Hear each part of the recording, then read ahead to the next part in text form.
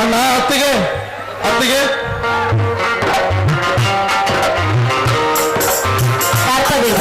ಕಾಲೇಜಿಂದ ಈಗ ಬಂದೇನು? ಹೌದು ಅತ್ತಿಗೆ, ಈಗ ಬಂದೆ. ಅಣ್ಣ ಎಲ್ಲಿದ್ದಾರೆ? ಹೊರಗಡೆ ಹೋದವರು ಇನ್ನೂ ಬಂದಿಲ್ಲಪ್ಪ. ನಾನು ಕೂಡ ದೇವರ ಪೂಜೆ ಮಾಡಿ ಅವ್ರ ದಾರಿಯನ್ನು ಕಾಯ್ತಾ ಇದ್ದೆ. ಅಂದ ಹಾಗೆ ಏನಾದ್ರೂ ಕೆಲಸ ಇರ್ತೇನಪ್ಪ? ಹೌದು ಅತ್ತಿಗೆ, ಕಾಲೇಜಿನಲ್ಲಿ ಫೀ ತುಂಬಬೇಕಾಗಿತ್ತು, ಅದಕ್ಕೆ ಅಣ್ಣ ನೋಡಿದ್ದೆ.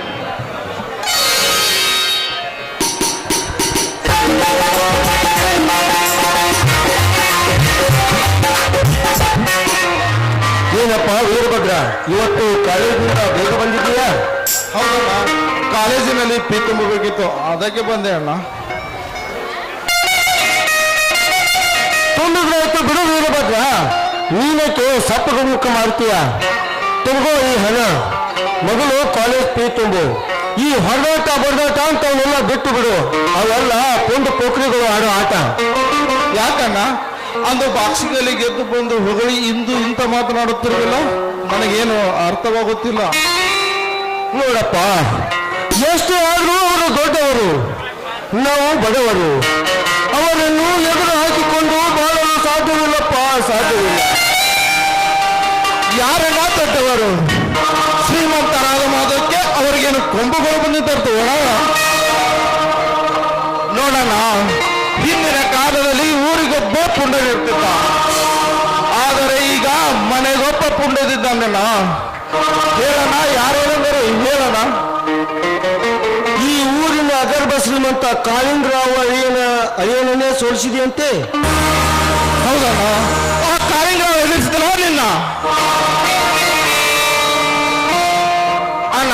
ಬಾಕ್ಸಿಂಗ್ ಅನ್ನೋದು ಒಂದು ಆಟ, ಸೋಲು ಗೆಲುವು ಅನ್ನೋದು ಬಡವರು ಸೊತ್ತಲ್ಲ, ಶ್ರೀಮಂತರು ಸೊತ್ತಲ್ಲ. ಅದಕ್ಕೆ ನಾನು ಹೆದರೋನು ಅಲ್ಲ. ಇರ್ಲಿ ಬಿಡಪ್ಪ, ಆ ಸಮಯ ಬಂದಾಗ ವಿಚಾರ ಮಾಡಿದ್ರಾಯ್ತು. ಯಾಕಣ್ಣ ಹಿಂಗಂತೀಯ ನೀನು? ಎದರಿಗಿದ್ದವರ ಎದೆ ನಡೆಸುವಂತ ಹುಲಿ ಅಂತ ನಿನ್ನ ತಮ್ಮ ನಾನಿರುವಾಗ ಅವರನ್ನು ಕೆಟ್ಟವರು ಅಂತ ಬಿಟ್ಟರೆ, ಇಂದು ನನಗಾದ ಅನ್ಯಾಯ ನಾಳೆ ಈ ಊರಿನ ಜನರಿಗೆ ಆಗುತ್ತೆ ಅಣ್ಣ. ಪ್ರಸಂಗ ಬಿದ್ದರೆ ಅವರ ರುಂಡವಳೆ ಚೆನ್ನಾಗಿ ಬಿಡುತ್ತೇನೆ ಅಣ್ಣ. ಬೇಡ ವೀರಭದ್ರ, ಹಠ ಮಾಡಬೇಡ. ಯಾಕಣ್ಣ ಹಿಂಗಂತೀಯ ನೀನು ನನಗೆ?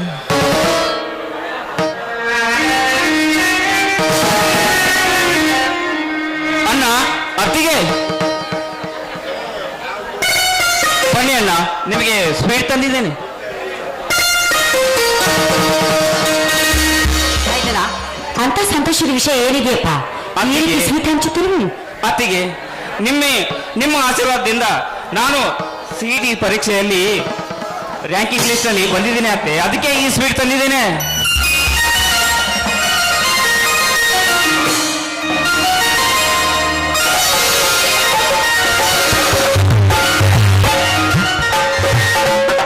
ನೋಡಿದೆಯ ಪಾರ್ವತಿ, ನಿನ್ನ ಮೈದವನ ಬುದ್ಧಿವಂತಿಕೆಯನ್ನು. ನಿಮ್ಮಂತ ತಮ್ಮಂದಿರನ್ನು ಪಡೆಯೋಕೆ ನಾನು 7 ಜನ್ಮದ ಪುಣ್ಯ ಮಾಡಿದ್ದೇನೆಪ್ಪ, 7 ಜನ್ಮದ ಪುಣ್ಯ ಮಾಡಿದ್ದೇನೆ. ಪುಣ್ಯ ನೀನು ಮಾಡಿಲ್ಲಣ್ಣ. ಶಿವನ ಸ್ವರೂಪದಂತಿರುವ ಈ ನಿನ್ನ ಅಣ್ಣ ಮತ್ತೆ ನನ್ನ ಅತ್ತೆಯನ್ನು ಬಡಿದ ನಾವೇ ಪುಣ್ಯವಂತರು. ಏಕೆಂದರೆ ಚಿಕ್ಕವರಿದ್ದಾಗಲೇ ತಂದೆ ತಾಯಿಯನ್ನು ಕೈದುಕೊಂಡ ನಾವು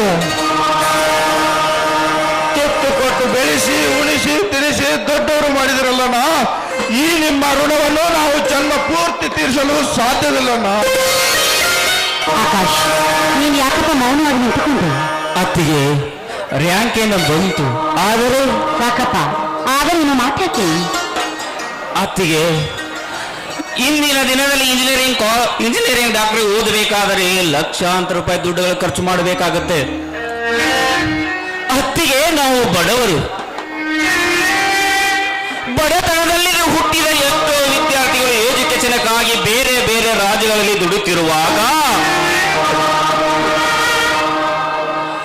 ನಮ್ಮಂತ ಬಡ ವಿದ್ಯಾರ್ಥಿಗಳಿಗೆ ಎಲ್ಲಿ ಸಿಗುತ್ತದೆ ಸೀಟು?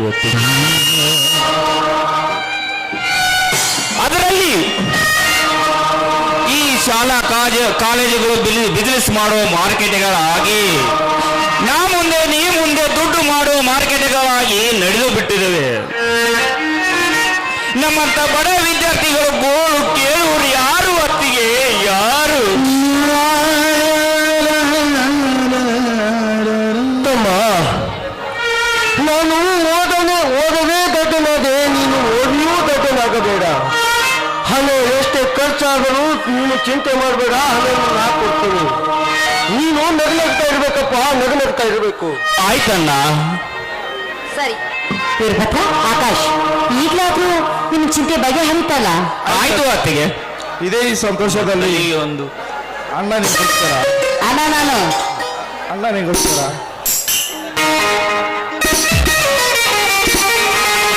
ಕೂಡಿ ಬಾಳುವ ಮನೆಯಲ್ಲಿ ಬೆಳಗುತ್ತಿದೆ ಮಂದಾದೀಪ. ಮನೆಯಲ್ಲಿ ದಿನವೂ ಚೈತ್ರವೇ, ಬೆಳಗಿನ ಕರಗಳು ಸಾಂತ್ವವೇ. ಮನೆಯಲ್ಲಿ ದಿನವೂ ಚೈತ್ರವೇ, ಬೆಳಗಿನ ಕರಗಳು ಸಾಂತ್ವವೇ. ಸರಿಗೊಂಡಿದೆ ಪರಮಾನ ಯಜಮಾನ.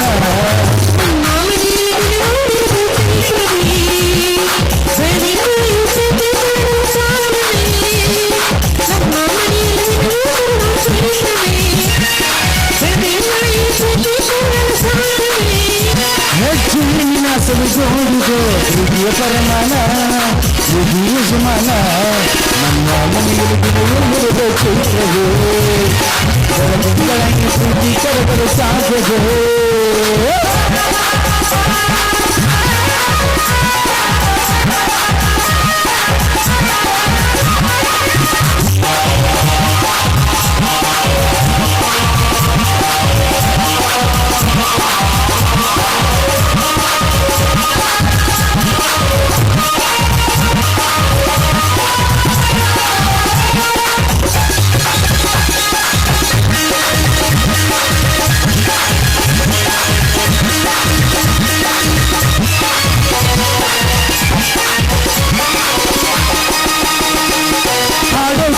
ಹಕ್ಕಿಗಳೇ ಪ್ರೀತಿಯ ಭಾಷೆ ಕೀಳುರಿ, ಕಣ್ಣಂತ ಅಣ್ಣನು ರಾಣಿಯಾಗ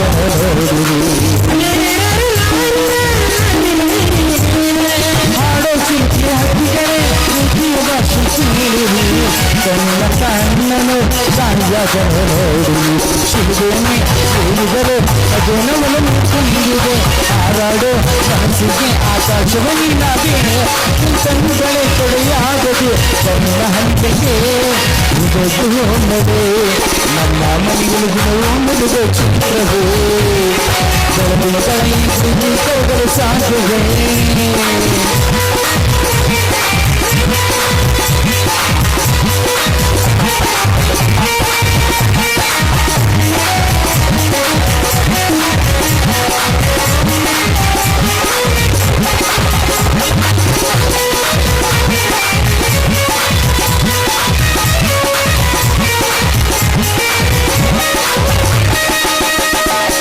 ನಮ್ಮ ಬಂಧ ಸ್ವರ್ಗವು ನಾಚುವ ಹಾಗಿದೆ, ಮಗು ಹರಳಿದರೆ ಭೂಮಿಗೆ ಸಾವಿರ ಬರುತ್ತದೆ.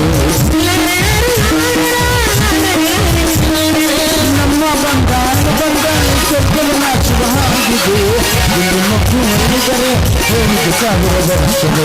ಕಣ್ಣೆರಡು ಇರಬಹುದು ನೋಟಗಳಂತೆ ಎಲ್ಲವೂ, ರೂಪಗಳು ಎರಡೆರಡು ಹೃದಯ ಒಂದೇ ಎಲ್ಲವೂ. ಈ ಜೀವನ ಸಂಜೀವನ ಇದು ನನ್ನ ಶುಭ, ಇದು ಶುಭಾಶುಭ.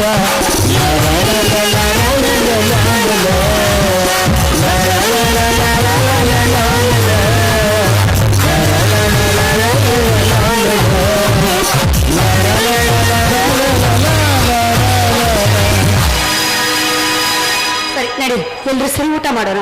ನಡೆಯತ್ತಿಗೆ.